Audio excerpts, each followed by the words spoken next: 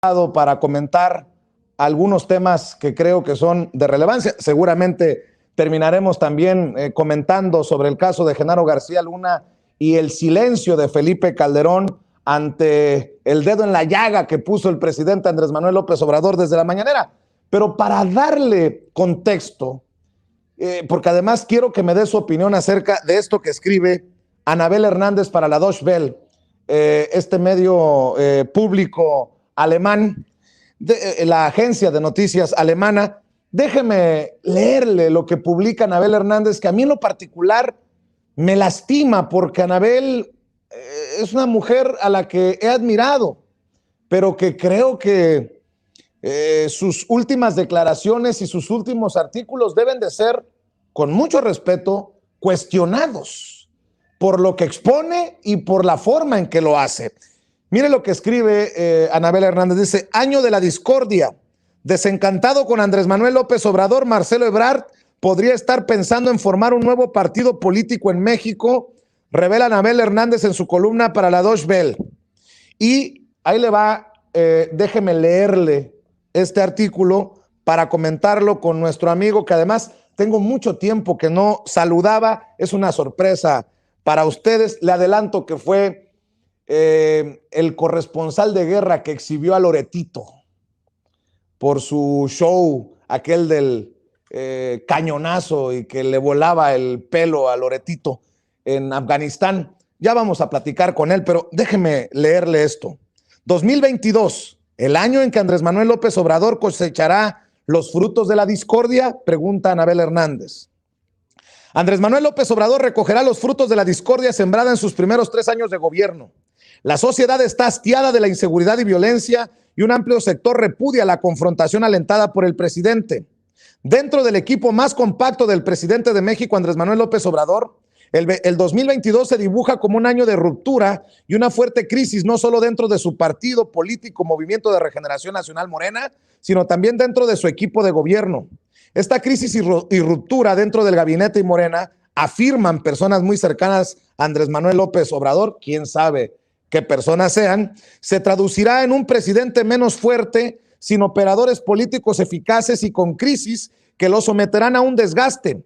Pronostican que cada día se irá quedando solo porque su rebaño ha comenzado a descarriarse en la competencia por la sucesión presidencial que él mismo empujó de forma demasiado anticipada, y por la forma autoritaria y poco democrática en que se manejan los hilos dentro de su partido y gabinete, escribe Anabel Hernández. Andrés Manuel López Obrador recogerá los frutos de la discordia sembrada en sus primeros 3 años de gobierno. No solo la sociedad mexicana está hastiada de la inseguridad y violencia, sino que cada vez es más amplio el sector social que repudia la confrontación alentada por el presidente con críticas y ofensas a quienes lo cuestionen, contradigan o tan solo no piensen como él. Este hartazgo también permea dentro del gabinete y de Morena. El dedazo del presidente en 2021 a favor de Claudia Sheinbaum como su preferida para ser la candidata de su partido para la elección presidencial del 2024 ha molestado a muchos dentro de su gabinete, partido y en su círculo más cercano. Y aunque la molestia estuvo muy contenida el año pasado, dentro de los morenistas afirman que en el 2022 no será igual. El enojo, aseguran, quién sabe quién asegura, es porque Sheinbaum no tiene ningún mérito real para poder aspirar a la presidencia, y en contraparte tienen un cúmulo de deficiencias que definen hasta ahora su trayectoria política. Está su pésima gestión como delegada de Tlalpan, cuando se le derrumbó el colegio Repsamen y no aceptó la responsabilidad y negligencia de su administración en la muerte de 19 niños y 7 adultos. El nombramiento y mantenimiento en el cargo del secretario de Seguridad Ciudadana, Omar García Harfuch, miembro del grupo corrupto de policías federales encabezado por Genaro García Luna y Luis Cárdenas Palomino, a quien le debe su buena relación con el empresario Ricardo Salinas y su familia, sino además es incapaz en atender los temas de seguridad pública de la Ciudad de México, sobre todo el nido del crimen en la delegación Tláhuac. ¿Qué decir del tema del derrumbe de la línea 12 del metro ocurrida en mayo de 2021? De la poca transparencia con la que el gobierno de Sheinbaum ha manejado el caso, la poca calidad política de ella y su equipo para dar la cara a la ciudadanía y atender a las víctimas. Debo de decir que no todo lo que leo debo de compartir.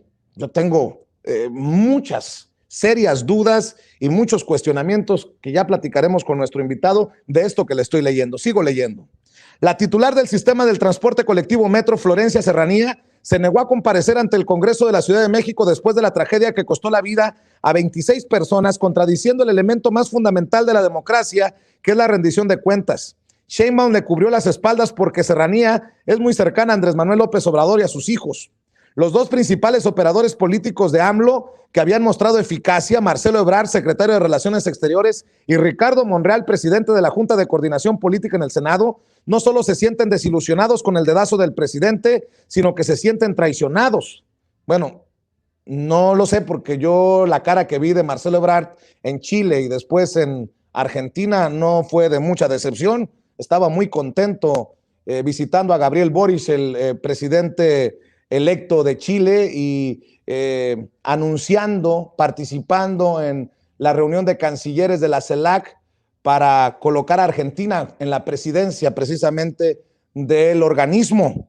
De acuerdo a la información, sigo leyendo, de acuerdo a la información que he obtenido en los últimos días, dice Anabel Hernández, Ebrard ya ha comenzado a hacer sus maletas para marcharse del proyecto de Morena y la 4T. En 2012 las encuestas internas del PRD lo favorecían para ser el candidato presidencial de la llamada izquierda, pero se hizo a un lado para que Andrés Manuel López Obrador fuera el candidato. Había el compromiso entre los dos de que para el 2024 él sería el elegido para contender por la presidencia, pero parece que ahora para AMLO, Ebrard es demasiado independiente y aunque tiene puntos negativos en su trayectoria política, no es esa la razón por la que no está en la gracia del mandatario. Se asegura, ¿por quién? ¿Quién sabe?, que Andrés Manuel López Obrador prefiere a Sheinbaum no por ser mujer ni porque quiera llevar a la silla presidencial a la primer femina en la historia de México. La verdadera razón es porque es su incondicional y fiel al patriarcado de Andrés Manuel López Obrador, al patriarcado que Andrés Manuel López Obrador espera extender más allá de su sexenio. Otra que habla de mantenerse en el poder, Andrés Manuel López Obrador, válgame Dios. Monreal, quien también tiene en su historial zonas negras, había sido leal y útil a la 4T.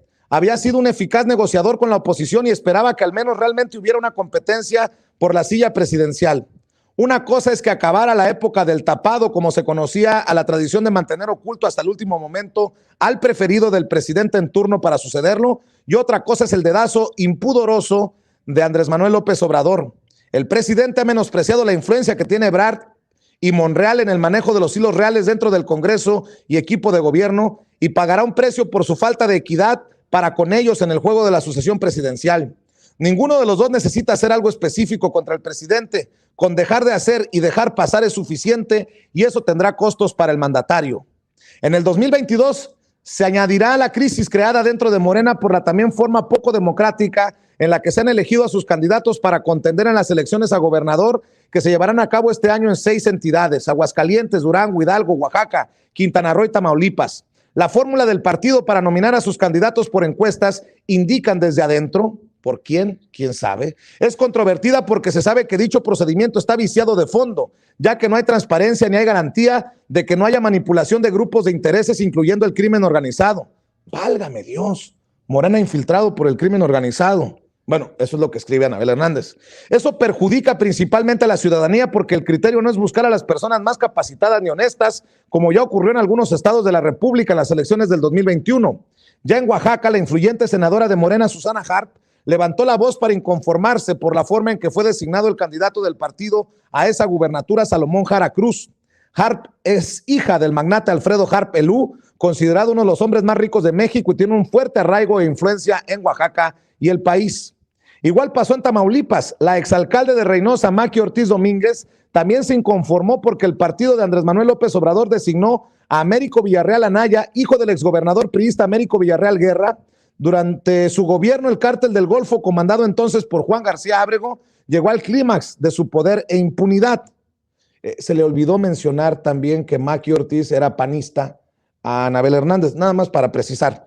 No tener procesos de elección claros y transparentes dentro de Morena no solo provoca que el partido no ofrezca a los ciudadanos candidatos de calidad real, sino que abre la puerta a que sean otros poderes como el económico o el criminal quienes influyan en la designación de aspirantes o que sean nominados candidatos con claros vínculos con el crimen organizado, como ya ocurrió en 2018 y en 2021.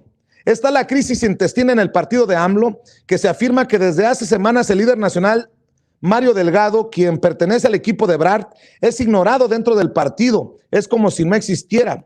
Quien está intentando, apoyado por AMLO, tomar las riendas de la organización política, afirman que es Gabriel García Hernández, quien fue el coordinador general para la entrega de recursos públicos a la población a través de programas sociales. Esa operación podría comenzar a generar suspicacias de si García Hernández podría dar una utilidad desviada a toda la información con la que cuenta de los padrones de personas que han recibido recursos, quienes serían los votantes más fáciles de persuadir de seguir con Morena. Vaya cosa, imagínense, como trabajaba entregando recursos públicos, no vaya a utilizar la información para... Bueno, aunada a la fragmentación de su partido, López Obrador comienza en 2022 con la fragmentación de su gabinete. No solo porque varios de sus integrantes ahora piensan más en su futuro después del 2024 que en el presente y porque algunos tienen sus simpatías con aspirantes presidenciales distintos al de AMLO, sino porque en muchos mengua la confianza en la forma de gobierno de Andrés Manuel López Obrador. Me indican fuentes cercanas al propio presidente. Quién sabe quiénes sean esas fuentes, pero dice Anabel Hernández, me indican fuentes cercanas al propio presidente que dentro de las diversas secretarías de Estado fue un signo muy alarmante que de último momento, de manera secreta y sin dar una explicación, AMLO retirara en 2021 el nombre de Arturo Herrera como su propuesta para presidir la Junta de Gobierno del Banco de México, la institución gubernamental financiera más importante del país, desde donde se determina la política monetaria. Herrera había sido un eficaz secretario de Hacienda de julio de 2019 a junio de 2021. Dejó el cargo para atender la petición de AMLO de que se fuera al Banco de México. Una vez que fue nominado, debía ser ratificado por el Senado en el mes de diciembre, pero en el ínter dentro del gabinete se afirma que el presidente habría solicitado a Herrera manejos poco ortodoxos en el Banco de México y le habría dicho que no podía atender su petición. Su negativa le costó la nominación y en su lugar Andrés Manuel López Obrador propuso a Victoria Rodríguez Ceja, quien fue ratificada por el Senado. Queremos que participen más mujeres, dijo Andrés Manuel López Obrador públicamente como excusa, pero me explican que como en el caso de Sheinbaum, el género no es lo importante, sino la lealtad incondicional a las personas pensantes e independientes del gabinete y áreas importantes de gobierno. Esto no solo no gusta, sino comienza a hartarles. Vaya grado también de misoginia. ¿Se puede? ¿Misoginia?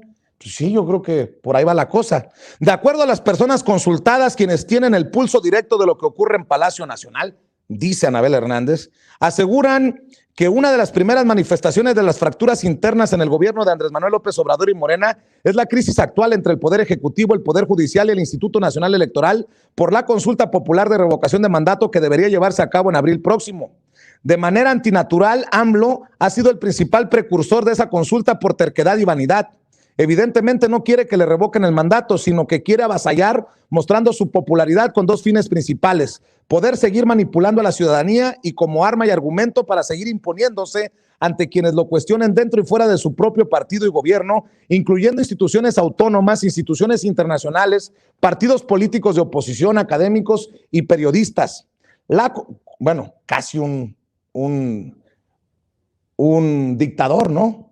La consulta popular le serviría solo a él, no al gobierno, no a su partido, no a la democracia, no a los ciudadanos. El espejo en el que el mandatario narcisista quiere, lo escribe Anabel Hernández, el espejo en el que el mandatario narcisista quiere mirarse para confirmarse como el más popular tendría un costo de más de 3,000 millones de pesos. AMLO dio por hecho de que, como era su deseo, los integrantes de su partido y aliados en la Cámara de Diputados iban a complacerlo incondicionalmente.